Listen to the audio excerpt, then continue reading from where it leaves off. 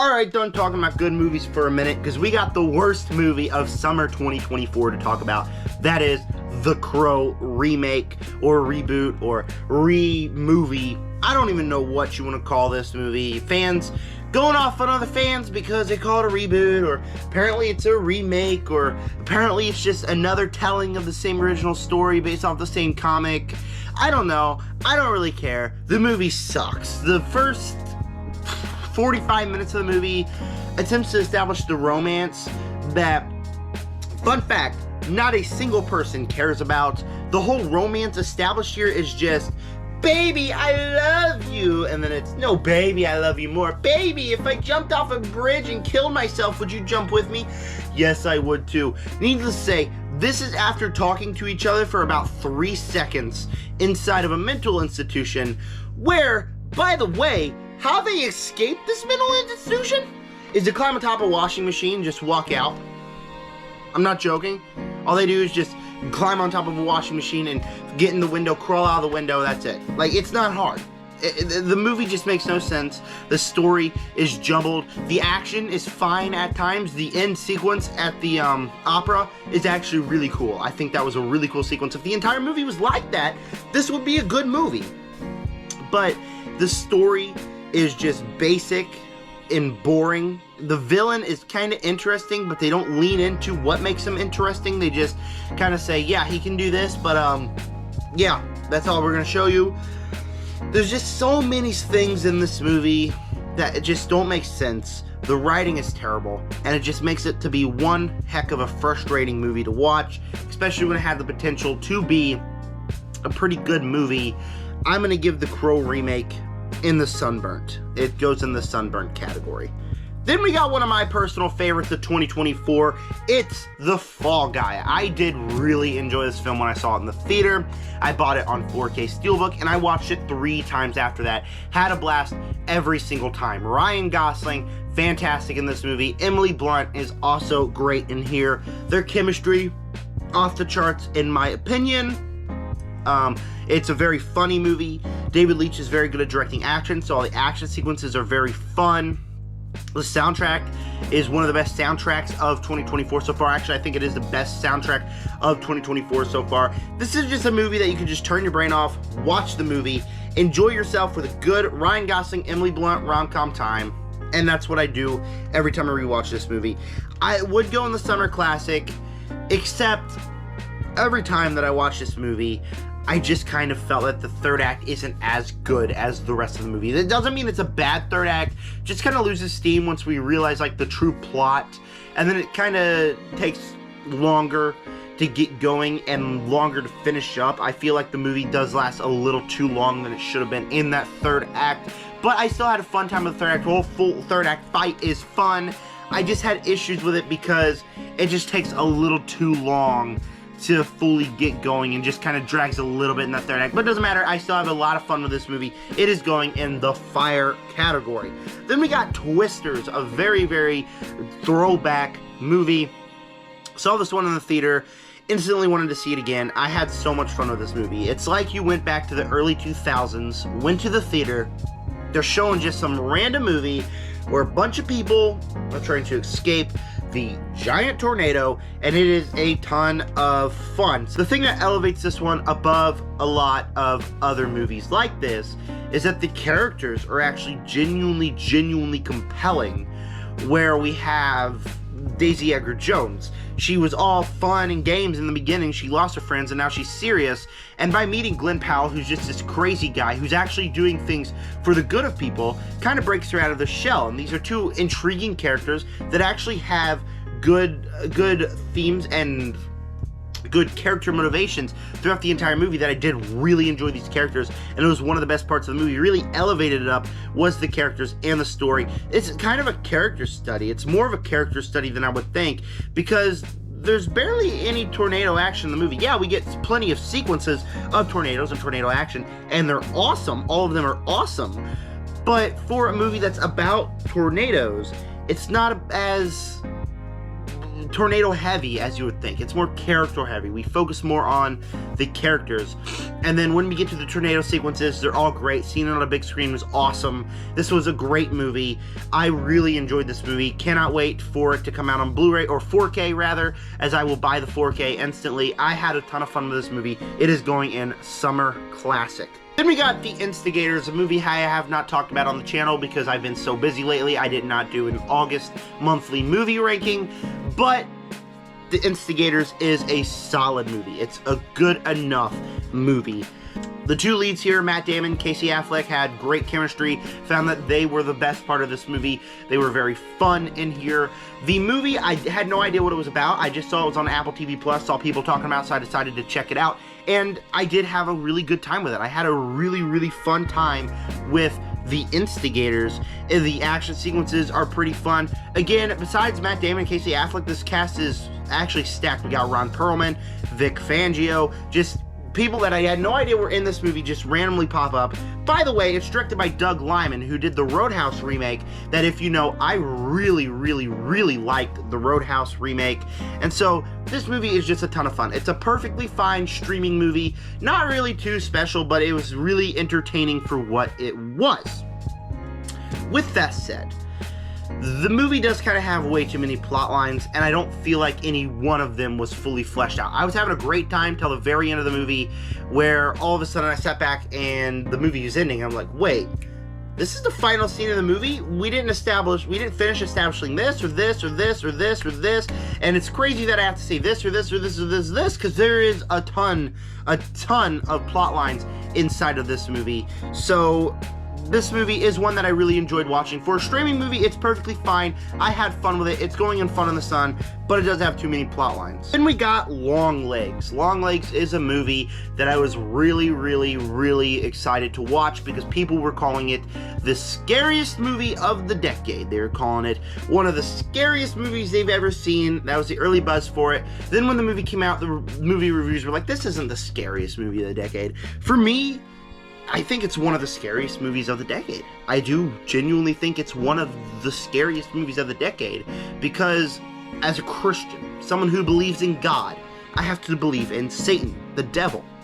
And so right as we enter the end of the movie, where we get the whole twist around, and with a very, very, very, very, very, very, I cannot say enough, very creepy performance by Nicolas Cage. Overall twist here kind of freaked me out. I was in the theater and I was just shifting in my seat, really uncomfortable, because I believe something like this can happen. Maybe not to the extent of Hollywood magic. Maybe not like completely possessing a doll to possess the guy to kill the family. Not that. But I do believe that Satan can possess something. I do believe that he possesses things, and that it puts evil in the house. And so the whole movie has a sense of evil to it. It's very creepy, very unsettling. The way that the movie is shot, perfect. It's like, imagine if all of this was empty space. The people are always centered on the camera. And so you're constantly looking around the people, looking to see, oh, is there someone? Is there someone there? Is there someone there? The sound design, fantastic. Randomly you'll just hear this noise and you'll just, whoa, okay, that's creepy. The whole vibe of the movie, perfectly done, and it's just a very creepy movie, very creepy experience. Again, another movie I cannot wait for it to come on 4K, instant purchase. Really loved this movie, thought it was great. I think I gave it an A+. I think I did, but the movie does have issues in it. The movie does have pacing issues. It's got that. But it's just a movie that's so compelling and so creepy, and it captures the vibe that it wanted to go to, that I cannot help but say I love this movie. Longlegs, for me, I did put in the fire category. I don't feel like it's an instant summer classic like Deadpool and Wolverine gets a summer classic because it's a Marvel movie and it's a great Marvel movie. Inside Out 2 summer classic because it's just a perfect movie, and Twister's summer classic because it really is like an old summer classic, a movie that you'd see there. Longlegs, for me though, it's a great movie. It goes at the top of the fire category. Then we got Despicable Me 4, a ginormous step down from Longlegs. Despicable Me 4 was okay. When it focuses on the story, it's boring. Yeah, we've seen this kind of story before plenty of times, where oh, Gru has a villain that wants to kill him, and so the villain makes a giant robot, and they fight in the end, and blah, blah, blah. It's boring. Like, that whole aspect was boring. But when we're following our characters, hanging out with our characters, of Gru, Lucy, the daughters, all of that, seeing them do random things, the thing that people had issues with this movie with, I found that to be fun. I do like these characters. I did have a good enough time. There was some laughs here and there. As a big fan of the Despicable Me franchise, this was not a return to form like I was hoping it to be. It's not a great movie, but I did have enough fun with the movie when it was focusing on the random mischief stuff. The story, boring, generic, blah, blah, blah. But it had potential to be enough fun, and I did enjoy this one enough. It goes in the meh category for me. Alright, then we got The Bike Riders. This was a movie that very easily could have been a movie that I did not like. Very easily, I could not have liked this movie. But I liked it. I thought it was good. Because movies like this, they can really dwindle my experience. Movies like this, I more respect than like. Killers of the Flower Moon, Oppenheimer, I have more respect for those movies than actual enjoyment of the films. This one, I knew that it had potential to just kind of disappoint me. But I actually quite like this one. I actually think this one was quite good for a flurry of things. Number one, it's under 3 hours. It's actually under 2 hours. Most people say that the story feels a little bit rushed. I did not feel that. I found that it got to the compelling parts, everything that I wanted, and then it ended. That was compelling. Cast is great. Austin Butler, not his best performance. I got some hate for that in my review, but he is solid in the movie. Tom Hardy, fantastic here. The cast is great. It tells a story that I find very compelling about this biker gang, and I did find that story to be very compelling and interesting, and I did really enjoy that aspect of it. So this is just a movie, yeah, does it have like a couple problems? Yeah, but it's just a movie that I genuinely enjoyed. I went to the theater on a Saturday afternoon, enjoyed the movie, had a good enough time. The Bike Riders will go in Fun in the Sun. We got Alien Romulus. This was a movie that I was really, really excited to watch. Fede Alvarez directing this one. I would finally get to go through the Alien franchise, and not even gonna lie, I love this movie. It goes in the fire category. I had a fantastic time with Alien Romulus. It's able to capture the vibe of all the Alien movies in a great way with a very compelling cast. David Johnson as this robot, as the android in this movie, is fantastic. One of the best characters in this entire franchise. Cailee Spaeny, also fantastic. Isabella Merced, another standout here.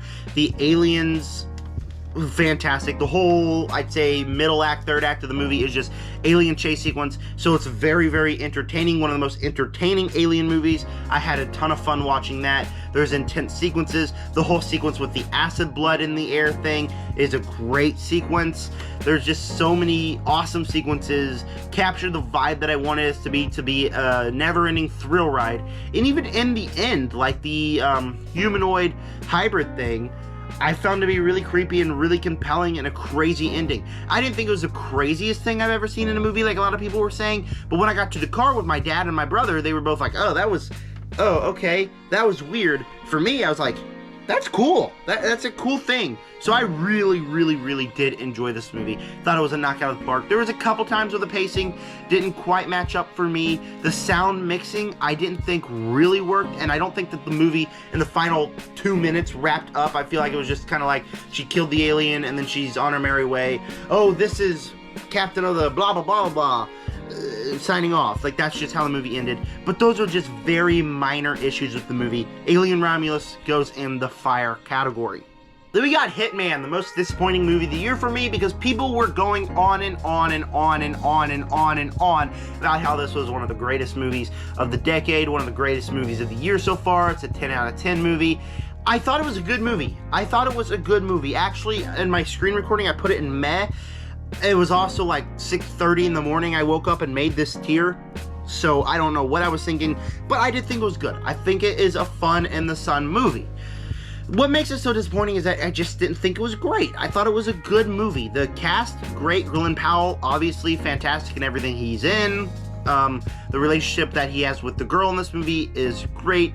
The overall premise is an interesting one. As we head into the third act, it gets like completely sick and twisted and entertaining. It's a comedy, so there were laughs in this movie. There's a certain sequence where they were having to write notes on the phone while acting out. Fantastic sequence, a top 3 sequence of the year so far. Actually, probably my favorite sequence of the year so far. That was great. But the movie just like, the whole movie time I was watching, I was like, what do people think? Why do people think that this is a top 5 movie of the year? It's a Netflix movie doesn't really feel like a Netflix movie, but it is a fun movie.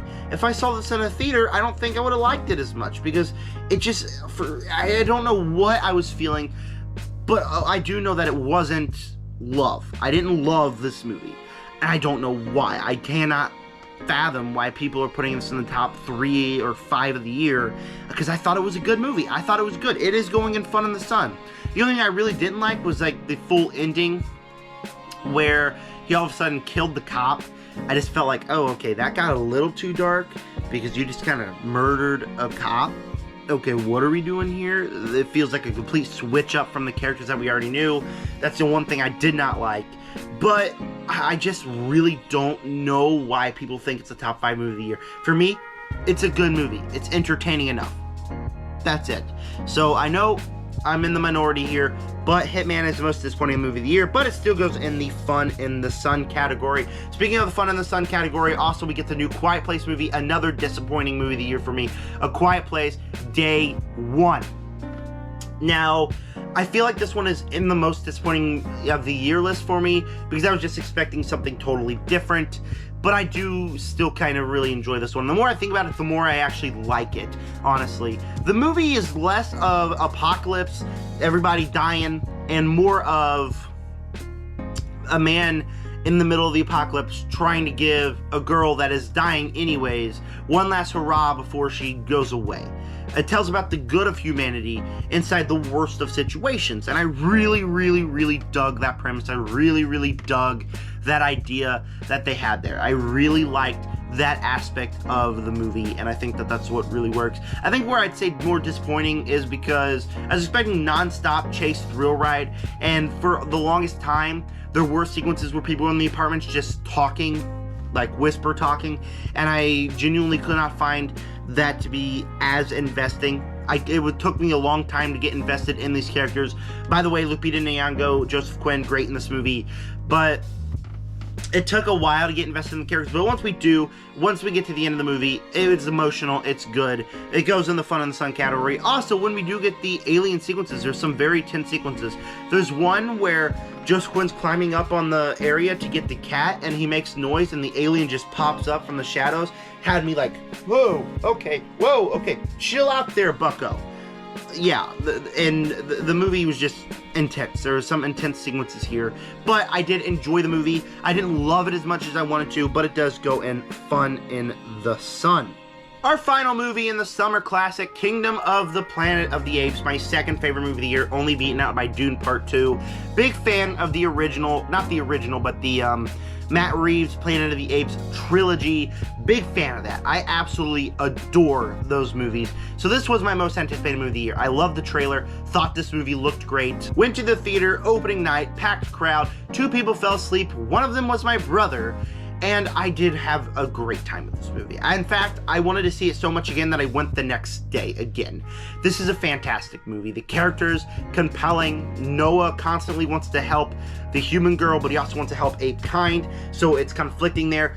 The human girl wants to help the apes, but she's also all for herself and what's going on with her, so that's compelling. Even Caesar, Proximus Caesar, has a compelling arc. Constantly, the characters' morales are fighting against each other, and that's what makes these characters so compelling, because you know they are contrived between doing this or doing this to help each individual person, and it's very hard to choose, and I do think that that really, really worked in this movie. The movie looks fantastic. Both times watching in the theater looks great. I actually have the 4K right down there. So, looks great. Even saw it on 4K. Looks fantastic still. Great action sequences. Maurice was a nice, not Maurice, Raqqa was a nice addition to her, and rest in peace. But this was a fantastic movie with great characters, visually great. Cannot wait for the rest of what they have planned here. This is my second favorite movie of the year. I did adore this movie. It goes in summer classic. Bad Boys: Ride or Die. Now, this is another movie that I originally, when I did this, put in the meh tier.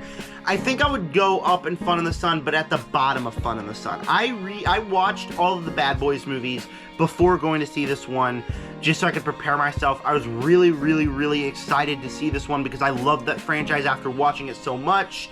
And for the movie, this one's the weakest out of all of them. The story is kind of generic and boring. Instantly after getting out of the theater, I had a hard time thinking, wait, what was the story here?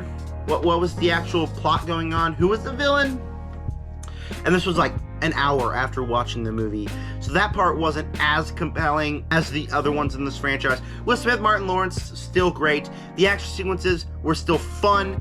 They were not as fun as the other movies. This movie, I just lived up to Bad Boys. I lived up to Bad Boys 2, Bad Boys for Life, Bad Boys 2, Bad Boys for Life. Some of the most fun I've had watching movies ever. Love those movies. I had a lot of hope going into this movie that this would be even better, and it just kind of disappointed me. It didn't live up to that. As an action movie, as a buddy cop movie, it's a fun enough movie. It's entertaining enough, that's why it goes in Fun in the Sun. It's got action, great cast. There was a great sequence with Reggie in the movie. I had a good time with it. But Bad Boys: Ride or Die does not live up to the rest of the franchise. It's the weakest movie in this franchise, but it does go in the Fun in the Sun category. Alright, our final movie in the summer tier list, M. Night Shyamalan's new movie, Trap. If you know me, you know that I'd say M. Night Shyamalan is my least favorite director of all time. Rewatching a lot of his movies, I don't think they can really stand. I did enjoy more of his movies, more of the second viewing than I did the first time, but for Trap, he's on a high streak with Knock at the Cabin, and he's on an even bigger high streak with Trap. Trap, I think, is his best movie so far. I do get a lot of people hated this movie, but for me, I did really enjoy it. The first hour of the movie at the concert, really intense, because you're constantly kind of rooting for the dad, who you know is evil and a serial killer, but you want to see him have a good time with his daughter. But I actually kind of want him to get caught by the cops. That was interesting. And then once we leave the concert, I genuinely did not know what was going to happen, and that's what really helped this movie out for me, is that I genuinely was on the edge of my seat the entire movie, because he leaves, and then he goes home, and then, like, you never know what's going to happen. He's a step ahead of everyone, but everyone is always trying to get him, and it's just really intense, and kind of an intense third act, and a really intense third act. I get that people think that these characters are stupid, they kind of are, but, I mean, it just really helps that this was a very intense movie, captured everything I needed it to capture. I had a really good time watching Trap, and I think it's one of M. Night Shyamalan's best, if not his best movie. It goes in fire category. What is your ranking of every summer movie you have seen? That is all 20 movies I have seen. Not even gonna lie, I filmed the first part of this video 2 days ago. This is me 2 days later after filming that part. But I want to know, what is your ranking of the movies down below? What do you fit in what tiers? Whatever you want to do down below. Stay tuned for a Transformers ranking in the coming days. With that said, subscribe, join the Nerd Army. Peace out.